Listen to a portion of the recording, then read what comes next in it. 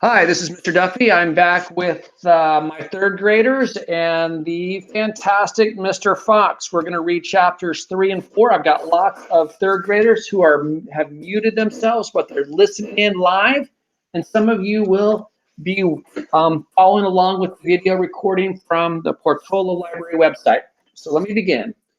Chapter 3 is the shooting.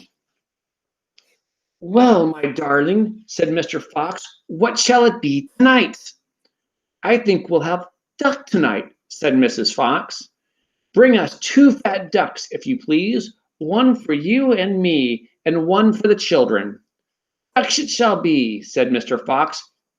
"Bunce's best." "Now do be careful," said Mrs. Fox.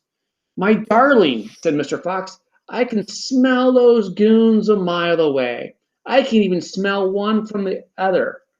Bogus gives off a filthy stink of rotten chicken skins. Bunce reeks of goose livers. And as for Bean, the fumes of apple cider hang around him like poisonous gases." All right, he's going to steal the dinner. "Yes, but just don't get careless," said Mrs. Fox. "You know they'll be waiting for you, all 3 of them." "Don't you worry about me," said Mr. Fox. "I'll see you later." But Mr. Fox would not have been quite so cocky had he known exactly where the 3 farmers were waiting at that moment. They were just outside the entrance to the hole, each one crouching behind a tree with his gun loaded. And what is more, they had chosen their positions very carefully, making sure that the wind was not blowing from them towards the fox's hole. In fact, it was blowing in the opposite direction. There was no chance of them being smelled out. Mr. Fox crept up the dark tunnel to the mouth of his hole. He poked his long, handsome face out into the night air and sniffed. He moved an inch or 2 forward and stopped. He sniffed again. He was always especially careful when coming out from his hole. Here he is, coming out from his hole. Uh-oh. What's going to happen? Oh! Won't say anything. He inched forward a little more. The front half of his body was now in the open. His black nose twitched from side to side, sniffing and sniffing for the scent of danger. He found none, and he was just about to go trotting forward into the wood when he heard, or he thought he heard, a tiny noise, a soft rustling sound, as though someone had moved a foot ever so gently through a patch of dry leaves. Mr. Fox flattened his body against the ground and lay very still, his ears perked up. He waited a long time, but he heard nothing more. "It must have been a field mouse," he told himself, "or some other small animal." He crept a little further out of the hole, then further still. He was almost right out in the open now. He took a last careful look around. The wood was murky and very still. Somewhere in the sky, the moon was shining. Just then, his sharp night eyes caught a glint of something bright behind a tree not far away. It was a small silver speck of moonlight shining on a polished surface. What could the surface be? Mr. Fox lay still, watching it. What on earth was it? Now it was moving. It was coming up and up. Great heavens! It was the barrel of a gun. Quick as a whip, Mr. Fox jumped back into his hole, and at that same instant, the entire wood seemed to explode around him. Bang, bang, bang! The smoke from the 3 guns floated upward in the night air. Bogus and Bunce and Bean came out from behind their trees and walked toward the hole. "Ah, did we get him?" said Bean, one of them shone a flashlight on the hole, and there on the ground, in the circle of light, half in and half out of the hole, lay the poor, tattered, blood-stained remains of Fox's tail. Bean picked it up. "We got the tail, but we missed the fox," he said, tossing the thing away. Oh no, Mr. Fox lost his tail. Those dudes are mean. "Dang and blast," said Bogus. "We shot too late. We should have let fly the moment he poked his head out." "He won't be poking it out again in a hurry," Bunce said. Bean pulled a flask from his pocket and took a swig of cider. Then he said, "It'll take 3 days at least before he gets hungry enough to come out again. I'm not sitting around here waiting for that.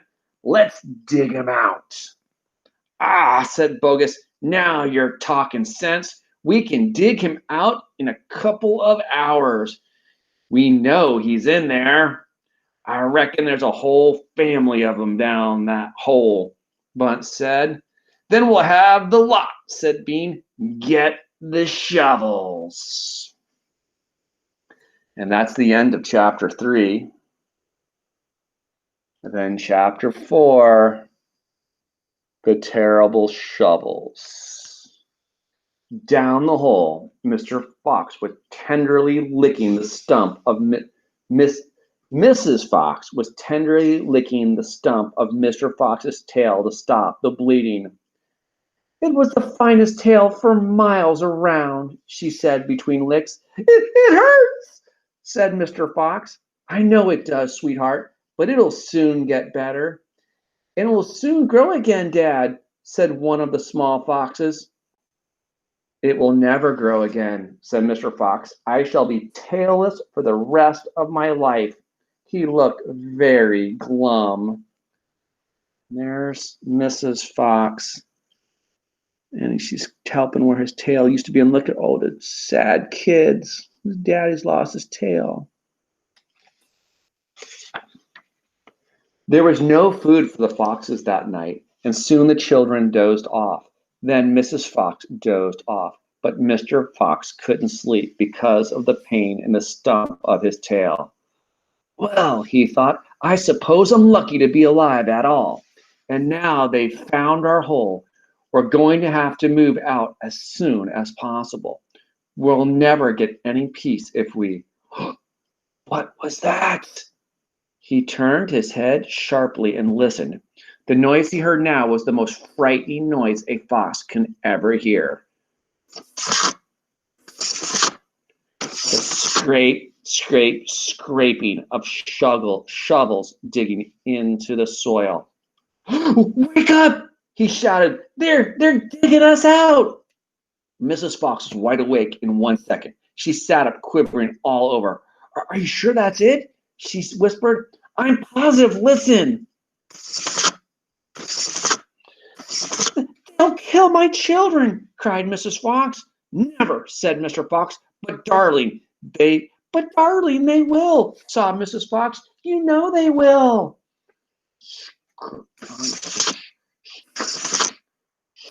Each went the shovels above their heads. Small stones and bits of earth began falling from the roof of the tunnel. "How will they kill us, Mommy?" asked one of the small foxes. His round black eyes were huge with fright. "Will there be dogs?" he said. Mrs. Fox began to cry. She gathered her 4 children close to her and held them tight. Suddenly, there was an especially loud crunch above their heads, and the sharp end of a shovel came right through the ceiling. The sight of this. Ooh, look at this. This is not good drama. Can you see Mr. Fox, and Mrs. Fox, and the shovel, and the little babies over here on the side? Man, I hope this gets better. The sight of this awful thing seemed to have an electric effect upon Mr. Fox. He jumped up and shouted, "I've got it! Come on! There's not a moment to lose. Why didn't we think of it before?" "Think of what, Dad?" "A fox can dig quicker than a man." shouted Mr. Fox, beginning to dig. Nobody in the world can dig as quick as a fox. The soil began to fly out furiously behind Mr. Fox as he started to dig for dear life with his front feet. Mrs. Fox ran forward to help him. So did the 4 children. Go downwards, ordered Mr. Fox. We've got to go deep as we possibly can. Here they are all digging to get deeper in their hole. The tunnel began to grow longer and longer. It sloped steeply downward, deeper and deeper below the surface of the ground it went. The mother and the father, all 4 of the children, were digging together. Their front legs were moving so fast you couldn't see them. And gradually the scrunching and scraping of the shovels became fainter and fainter. After about an hour, Mr. Fox stopped digging. Hold it, he said. They all stopped. They turned and looked back up the long tunnel they had just dug. All was quiet. Phew, said Mr. Fox. I think we've done it. They'll never get as deep as this. Well done, everyone. They all sat down, panting for breath. And Mrs. Fox said to her children, I should like you to know that if it wasn't for your father, we should all be dead by now. Your father is a fantastic fox. Mr. Fox looked at his wife and she smiled. He loved her more than ever when she said things like that. And that's the end of chapter 4. But I will give you some bad news. Chapter 5, which we'll read tomorrow, is the terrible tractors. Okay, I'm going to turn off the recording here. All my children are with me live. Stay with me, and then we'll have some conversation. All of my friends who didn't join me today, I hope you joined us with our tomorrow for chapter 5. So hang on, let me stop the recording before you guys come back to me. All right, take care, everybody.